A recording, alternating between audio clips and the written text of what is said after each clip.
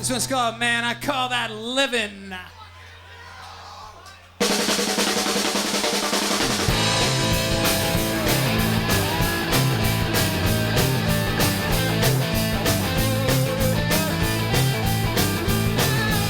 in the woods by the side of the stream.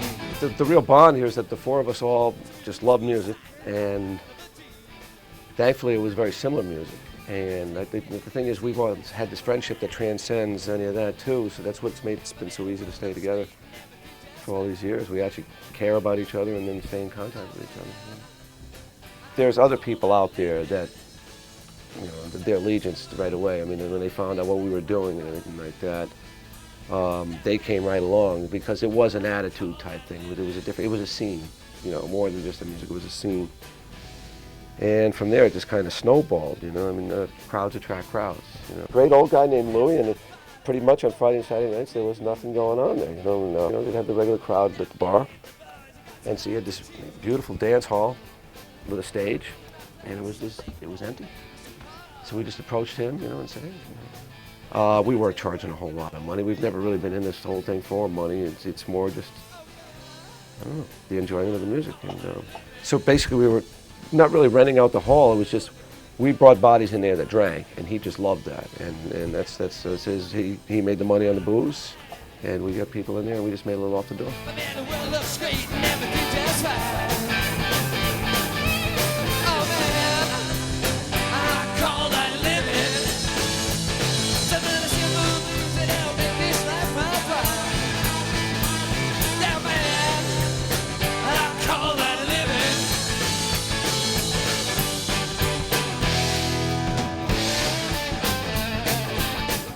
We had plenty of covers, you know. We weren't in any hurry, or we weren't forced to write our own material. I mean, they took a bit of time, and yeah, we're still not all that prolific about writing songs. And we're a little lazy, I think, but it was like Pinch Me. It was a dream that I was living for a while there. Booking agent Frank Riley, who at that time was out of New York City, and he was booking the biggest, well, the bands that were just underneath the surface, you know, REM, and we were on the roster, and all the other good bands that the college radio was in love with and things, you know. He was booking them all around the country, and yeah, and he booked us on a month tour. Yeah, actually, I was a full-time musician. I mean, I was a professional musician for a couple of years, and that was where I made my income. I didn't have a whole lot of overhead. I didn't have a big mortgage at the time or anything like that. That was just like living in a dream world, you know. And this is what I'd always wanted to do, and then we were finally getting to do it and get a crack at it. Go places you'd never dreamed to be, you know, and it was fun. And meet people you never meet. It was great.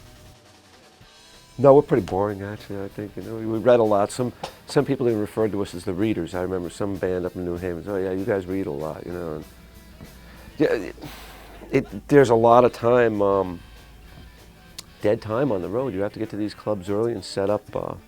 Truthfully, you're in a bar atmosphere, and you know, you go out to dinner, and one of the hardest things sometimes is just to stay sober and not have too many beers. And things, you know, just yeah. There's always been that voice of common sense, I think, throughout all of us. You know, just you know. Yeah. We don't have that behind the music story, you know, about, you know, the rise and fall, you know, and then come back from the ashes. Yeah, we never had any cocaine problems or anything like that. Pretty staid. Smoke a little reefer, drink some beer, you know. But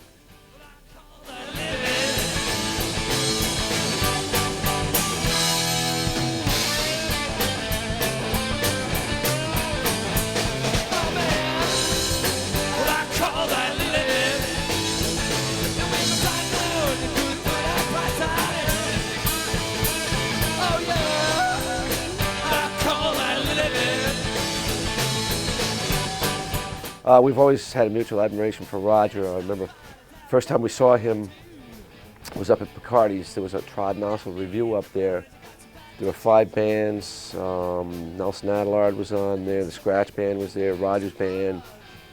We knew the Scratch Band, and Nelson Adelaide had played at the back door. Didn't know anything about Roger. And when he came on, it was just a 3-piece band.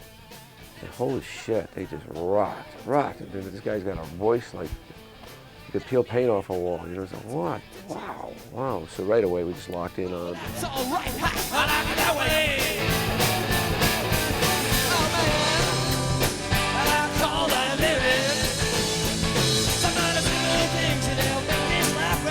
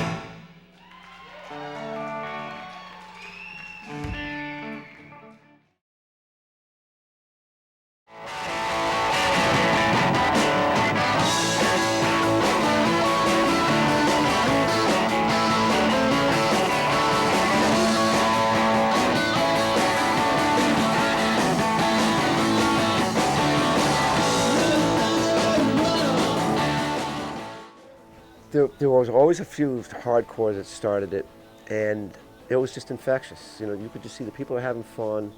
No one had to really know how to dance. You know, no one was standing around critiquing, saying, "Look at that idiot over there, he can't dance," or anything like that. It's just, you could tell everyone was having a lot of fun, and even the most introverted person over there, you know, intimidated and sitting back and looking, but the energy was put out there, and it was not just the energy that we were putting out from the stage, but which these people down there were like giving us as much energy right back in return, you know, and it was just, you could see that people would be tapping their foot, and the next thing you know, a little bit more, and they were out there dancing around and having a ball, you know, and it was just, I often wish that I was out there. And, you know, I did get a few chances to do something like that when Roger was playing. It was just the same kind of thing, you know. It was a lot of fun. As life goes on, as I'm sure you know, sometimes you get mortgages and you get kids and jobs and all your fans too. Distractions, yeah, and all your fans do too. So, you know, we didn't completely give it up, but it became more of a hobby and a labor of love than, you know, we'd kind of given up any kind of grandiose plans of making it big. It was more for ourselves, you know, for satisfaction and enjoyment. And I don't think it took us that long to write. I know it didn't take us that long to write all those songs, but somehow or other we finally just got the motivation and the momentum together, and we went in. And, yeah, it must have been '93 or '4 when we went in for Shine Over. And I really like that record too. I mean, I think the sound of it's probably the most well-recorded record that we have so far, well recorded and produced. Yeah, I was real happy with that.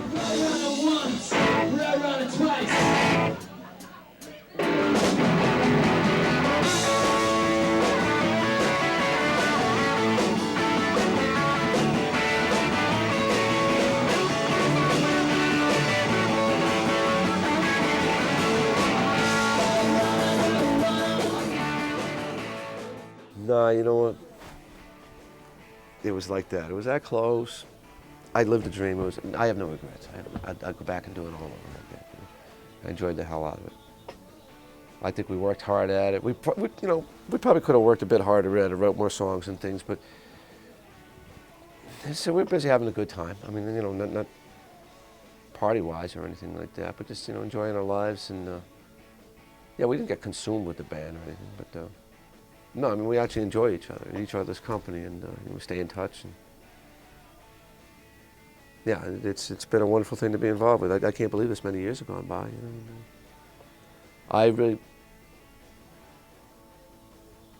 I can't picture not doing this in a way. You know, I mean, sometimes I think that, you know, I watch some of these bands and I say, oh, it's about time you hang it up. You know, and you've been doing this too long, and I hope that we're not getting too long in the tooth either. You know, and, we might be, but I still really enjoy this, and we get to play out. It's great fun, you know. We may not get the same crowds that we used to get or anything, but just to be part of that machine when things are clicking, you know, it's a lot of fun. It's great, you know. What do you think about the newfound fans in Japan? I don't know all that much about it. I think it's terrific, you know, but that seems to me like that's the land of advanced technology, you know. And this is like Renaissance or retro thing here, you know. I mean, these are vinyl records that we're selling there, you know. They are certainly taking CDs too, but God, we thought those records were going to be in the basement for I don't know how long, you know, yard sale, but, you know, something like that, Frisbees, and all of a sudden they're gone, and we're going to have to reprint. That's unbelievable. Yeah, that is unbelievable. I think it's cool. Let's tour. Yeah, in fact, I heard that you did get some kind of an offer to go over there and play. No, it's just, there was never any serious offer on the table. No. If you ask me, yes, I'd love to go. I would love to go.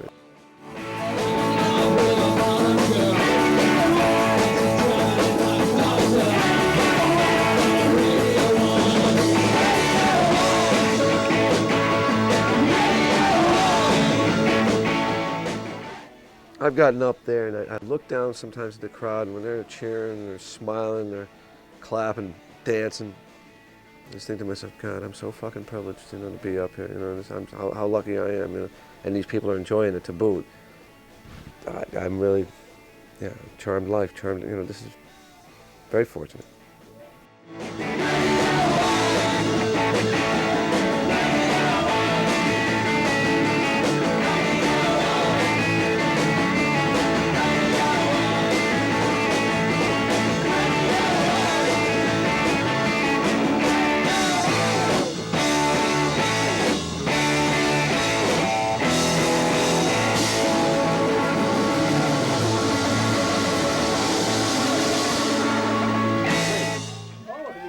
back up again. He goes, you know, I thought of something else.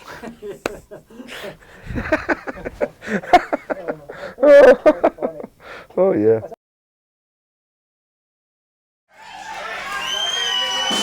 All right, we're going to send you all off to La La Land with this one. We're going to say goodnight. I hope to see you again real soon.